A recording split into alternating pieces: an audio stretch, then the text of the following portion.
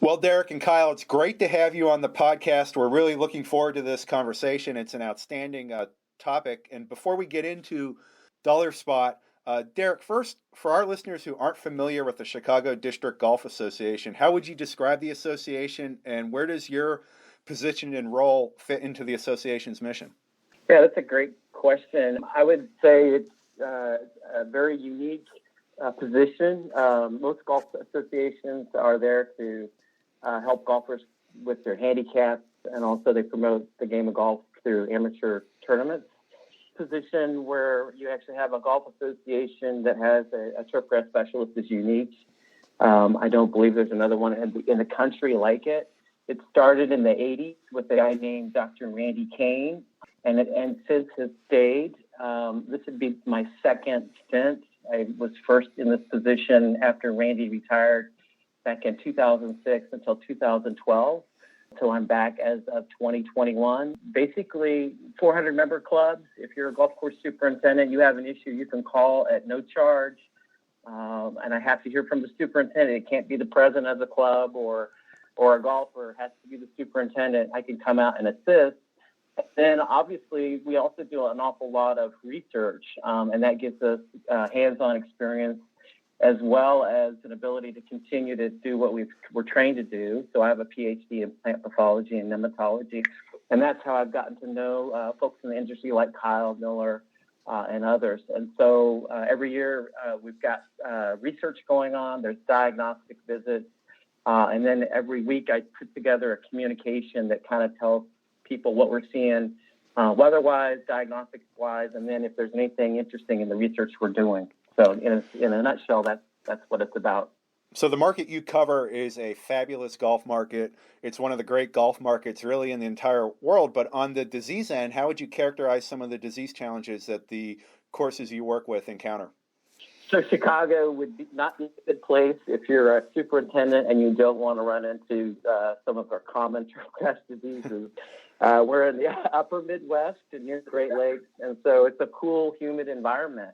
But it's not too cool. So what's interesting is, during like field days, if we go north to Wisconsin, we'll actually see quite a bit different epidemics of dollar spot. Chicago is sort of a sweet spot for things like dollar spot, brown patch, below ground diseases, take all patch on bent grass greens can be an issue. And as well as fairy ring. Sometimes Chicago can be a hot place to be. So when we get socked with a hot summer, the last really hot one for us would have been 2012 when we had more than 40 days above 90. Then it feels like Atlanta, Georgia, and then you can see Pythian blight. So it's really a place where you can see all of the major diseases, but primarily it's a cool, humid environment. And for sure, dollar spot is number one on the list, just as far as the severity and the duration that it exists. Kyle, I'm sure you just heard a lot of familiar words and terms from Derek here. On your end, just how would you characterize the summer for you and the BASF team, and what concerns are you hearing from superintendents on the disease end right now? Well, I think the word of the year are wildfires. They've hit a lot of different places, and it's impacted golfers more than you might think. I was just talking to some golfers the other day that they weren't able to play because the smoke was so bad at their particular golf course. So obviously, some places worse than others. However, we've also had, I think, a very hot summer. In a lot of places, we've broken a lot of records. The Northeast was very dry, for example, starting off the season. Then it finally broke and they got some moisture. Texas is very, very dry. They need moisture very bad. And then here come the hurricanes. We saw, plenty of devastation in many parts of Florida, for example. And then over even in Southern California, they were impacted by some tropical storms and had flooding on a lot of the golf courses out there. So we've sort of had this, gamut of different types of situations. And so superintendents have had to deal with different things depending on geographically where they're located. With all that in mind, Kyle, how would you characterize the dollar spot season, and what type of concerns are you hearing around that specific disease right now? Yeah, so this year, I would say that for me, the Northeast, the Midwest, and the Plain States are primarily, the areas that are impacted mainly by dollar spot. I think the Midwest has been fairly normal of a year in most areas, along with the Plain States. The Northeast, beginning of the season, there was really no pressure, and a lot of superintendents were eliminating sprays, and then because it was dry, and then all of a sudden, the heat, the humidity got turned up, and guess what happened? They got caught not really very well prepared, and dollar spot ran rampant on many golf courses in the Northeast and in the Mid-Atlantic. Derek, what's the situation been like in the Chicagoland area so far in 2023? For us, usually we have almost 3 cycles that we'll see dollar spot. There's an early that occurs in like May, June, kind of low pressure, but that's when it gets going. And then about the 4th of July, it takes off like a rocket, and that's also when we'll see brown patch. And then we're now in this third phase. You get to about September, and then it goes into like almost a turbocharged mode where, we get really heavy leaf wetness periods because now we've got a lot of dew. And so now we're kind of in that third cycle where it's really sort of going nuclear. But we would have been more like the Northeast. We were, as Kyle mentioned, we were very dry, record dry, really. April and May, there was really no rainfall at all.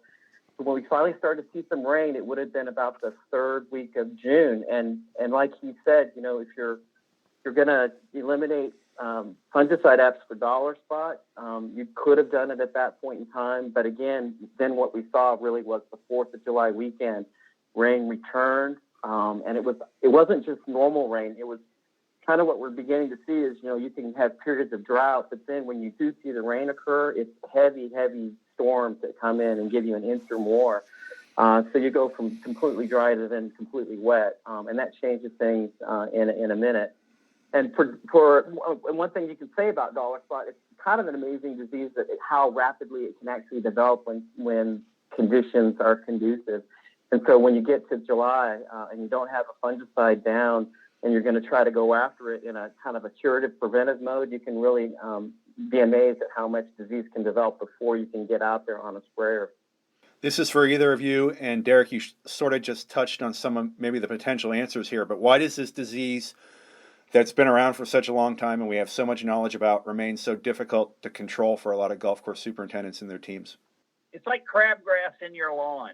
It's going to be there every year if you don't do anything about it. And so I think that it's one of those diseases that we really, we can control it, quote, temporarily, but it's always coming back. And I think that's what makes it so difficult. The other thing, too, is that we've really elevated course conditions. And so, we're lowering mowing heights. We're doing things to get the course to play a little faster.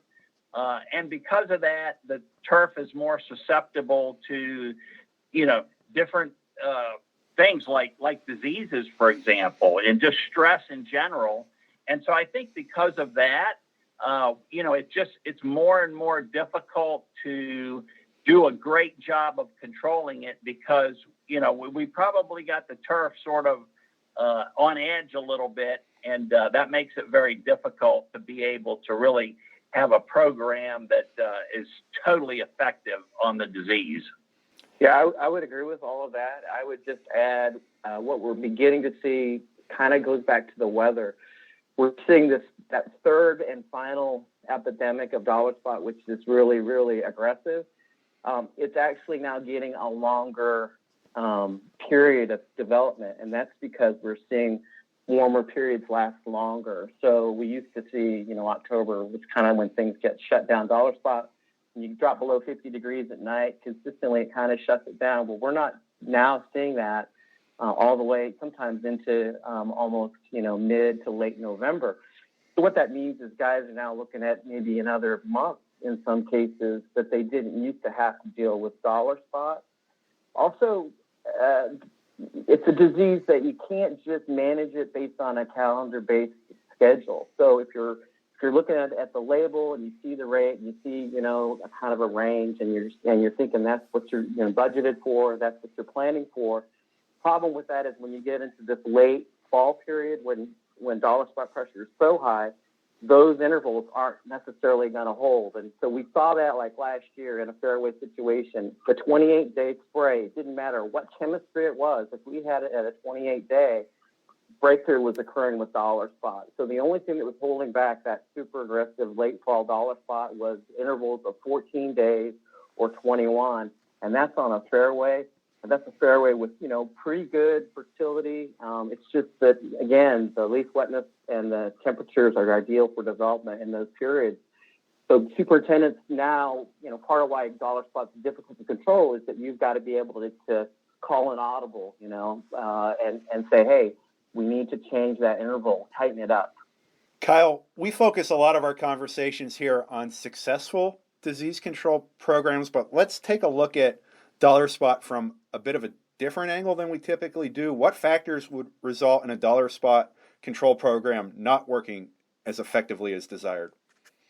I think my answer to that is for those superintendents that are, playing this curative or reactive. In other words, they don't have a program in place that they can follow. And as Derek just mentioned, you may need to adjust during the season, especially the spray interval, for example, or even your rates, depending on the pressure at the time. But I just think it's so important to have a program in place. And one other thing that doesn't help is some superintendents rely on multi-site products in order to control this disease almost exclusively.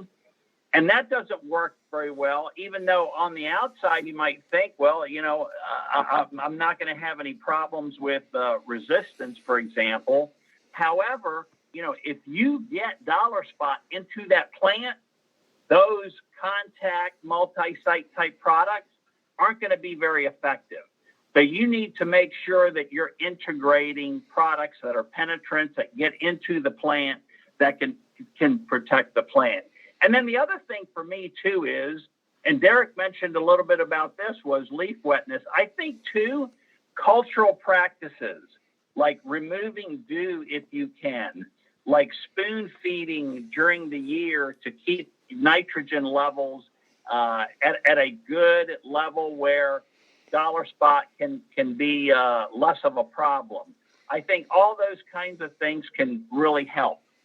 Derek, besides poor application timing, what are some other commonalities you see among dollar spot programs that don't work as effectively as intended? Yeah, so I think it comes down to this new era that we are in with fungicides. Now we've got more classes of fungicides and actually more individual fungicides within those classes. Superintendents are rotating more than they ever have been. They've gotten the message as far as that goes. But in addition to that, in these programs, they're also beginning to water in some of their fungicide applications. And that's been a game changer for them. We're now seeing, much better root health, much better crown health, and overall plant health because of those types of applications. But we don't always know how that's going to translate into, foliar disease protection, dollar spot, for example. And the reason for that is, if these fungicides are traveling systemically in a plant, we know they go inside and they're going to go up the xylem. But for each individual chemistry, that translocation can be slightly different. So we're just now beginning to do research that looks at if you water in a fungicide, how is that going to affect your dollar spot suppression, other things like maybe brown patch. But we don't really have necessarily all the facts in yet. And I'd say that might be something that may be affecting superintendents. In other words, they're watering in a fungicide and they're assuming it's going to also provide the same level of efficacy for dollar spot, and it might not. Kyle, what are the pitfalls of starting a dollar spot control program too late and ending it too early? I know this is a topic that you talk about quite frequently. Yeah, well, the pitfall is you're going to get poor dollar spot control at the end of the day. Yeah. I mean, I tell you what, when I talk to superintendents, the ones that I feel are the most successful with dollar spot control are the ones that get off early in the spring before they have any pressure and begin making applications. And then probably more importantly, and Derek even talked about this, was this late season dollar spot is if you're making applications late into the year and you're knocking down that inoculum going into the winter, not only is your golf course going to be really clean and you're not going to have any lesions on your putting greens, but the amount of inoculum that you're going to see the next spring is going to be significantly reduced. And so you're going to be off to a much, much better start by doing that. So start early in the year and end strong at the end of the year. Kyle, as all of our listeners know, this is the time of year where they hear a lot about different fungicides and dollar spot control tools. In your mind, what is the key to ensuring that you don't pick the wrong fungicide? Well, I think it's really important to attend your local field day, whether it's a university field day or it could be a field day at CDGA, and look at, the top performing products in the trials there. I think that's very important to do. Now, your golf course, is going to be a little bit different. However, you should be starting with those kinds of products.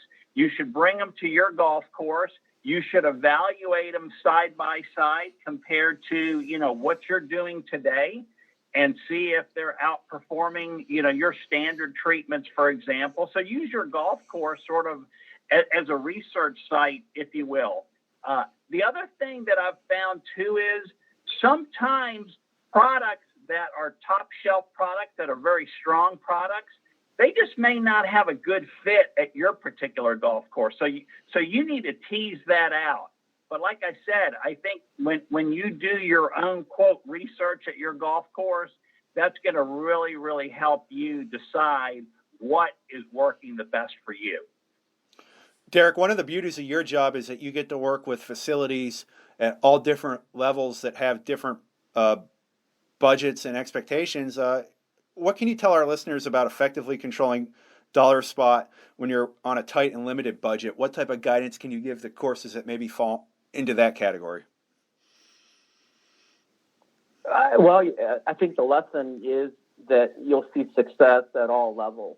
And so at a lower budget course, I think Kyle has mentioned this, if you're going to be more successful with dollar spot, it might be that you're not able to spend as much money on the chemistry, but then maybe what you focus more on is the cultural practices that kind of pin down guys at the high level clubs.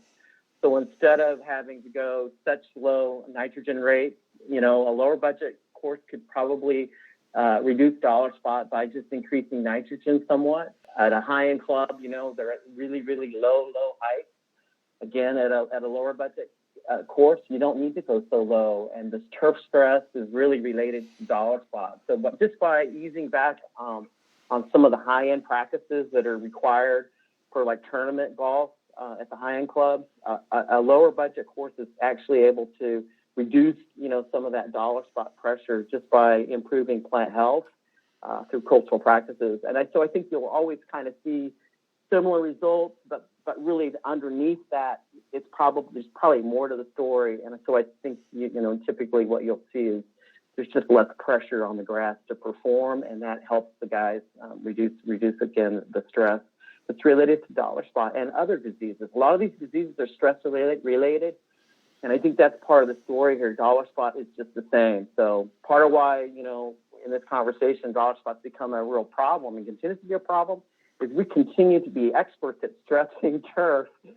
for the good of the game of golf. And we just need to realize that and deal with it. Kyle, what can you add to that question there? What guidance would you give courses looking to stretch their budgets and get the best control possible? Well, I concur with exactly what Derek said, because that was going to be my answer. The only other thing that I was going to sort of throw in there is using disease prediction models can help for sure. Even though, you're pulling data from a weather station that might be 5 miles away, you just need to be very cognizant of your environmental conditions on your golf course. But things like that can help you. The one thing I would be leery of is if you are going to eliminate a fungicide application, you just really need to think about it and make sure that you feel like you've got enough protection on your golf course to get through if you have if dollar spot ramps up on you quickly. So be very careful about eliminating any sprays, but the cultural practices are something that you can do that really don't cost you money, if you will.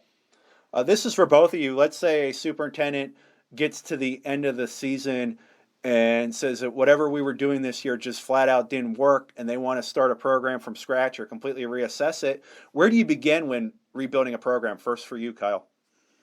Rebuilding a program, I think that the bottom line here is, dollar spot is not going away. We know that. Mm-hmm. We've got great products that are coming into the marketplace, so we've got improved tools to battle this pest, if you will.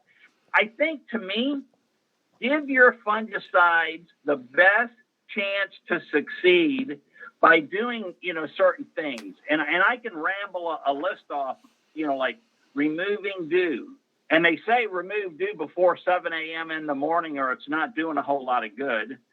Spoon feeding with nitrogen, using these disease prediction models, starting early and finishing strong with your application. We talked about rotating chemistries, tightening up those spray intervals when needed. Like Derek said, it may 21 days on fairways may not cut it during certain times of the year. You may need to drop down to 14 days, even if you're using some of the best products that are out there. But I think most importantly, stick to a plan. And like they say, plan your work and work your plan. Yeah, and how about you, Derek? What advice would you give on rebuilding a program if it didn't work? That was good. No, I like how Kyle finished that. Mm-hmm. I would say every single year you should be reviewing your program, whether it failed or whether it was successful, because every single year there's going to be room for improvement. And the reason is every year there's some new chemistries that come out. At those points in time when you know you're going to have tournament-like conditions, that's when you use your best material. And the best material almost always is the newest, latest, greatest fungicide. And the reason is it's doing more than just controlling dollar spot and brown patch in many cases. It's also, there's these additional, and we'd like to call them plant health, but basically that's what you should do every year. Review your program, and where you can use these newer materials strategically in your program, that's where you should slot them in. And so what I'm basically saying is every year you're going to review it, you're going to pull certain products out and put some newer ones in. Okay, let's look into our crystal spray tanks here. And Derek, what are your thoughts on the future of dollar spot control, and how do you see control programs evolving based on knowledge superintendents, researchers, and other industry professionals obtain each year? Well, I think we're going to continue to see better knowledge on how we should utilize these fungicides. Do you water it in or do you leave it on the surface? Number one. And I think that moving forward, we're going to gain a better feel about, what kind of control we're getting when we water in. Number two, Kyle mentioned the models. I think we are beginning to use extensively the Smith-Kearns model. I think we'll continue to see that moving forward. And maybe it needs to be fine-tuned. I don't know. For example, in the future, the way I see it is fairway dollar spot development is very different from dollar spot development on sand-based greens. It's very different than tees. So eventually what we should begin to see are models that are site-specific. So you'll have, something that can model dollar spot in a sand system where typically you have much greater pressure versus fairway. And then a tee, sometimes the tee's in between, or sometimes it's more like a green. And then finally, I think we're going to continue to just delve more into this disease It's been fairly recent that it's been renamed. So that was a big one, right? We used to call it Sclerotinia homeocarpa, and now it's Claridia jacksonii, at least in the northern region. So dollar spot still is it's a funny organism where it was more complicated than we knew. We knew, back in the day, Joe Vargas did some work. They tried to rename it then. It didn't pan out. But we knew it was more complicated than just what we thought it was. So I think there's going to continue to be more work looking at some of these different strains of dollar spot out there, and how that might impact our fungicide programming. And how about you, Kyle? What does the future of dollar spot control hold in your mind? Like I said, I think it's not going away, and we need to be on top of a lot of different aspects of controlling dollar spot, and I sort of outlined those. And like I said, I just feel like you've got to have a plan in place. You need to stick to your plan. However, you may need to deviate from that depending on environmental conditions and dollar spot pressure that you might be getting. The other thing too is the large, basic chemical companies put out spray programs, and I think they can be very useful to be used as a template. And then you integrate your favorite products that seem to perform at a high level on your golf course into that template, and just really fine tune it. And I think that's the way that we're going to get the best kind of control that we can ask for when it comes to quote eliminating dollar spot on my golf course. And I know too that, there are plenty of superintendents that I talk to that say, you know what, I haven't seen dollar spot this year. And they might be in very difficult environments, but it's because they've been able to really have a great plan in place and stick to it. And, and that doesn't mean that they just have an unlimited budget either. Wow, this was an amazing conversation. Derek and Kyle, thank you so much for taking the time to join us. But more importantly, thank you for what the both of you do to help so many golf course superintendents and their teams and to make golf a better game. Thanks again for taking the time. Appreciate that, Guy.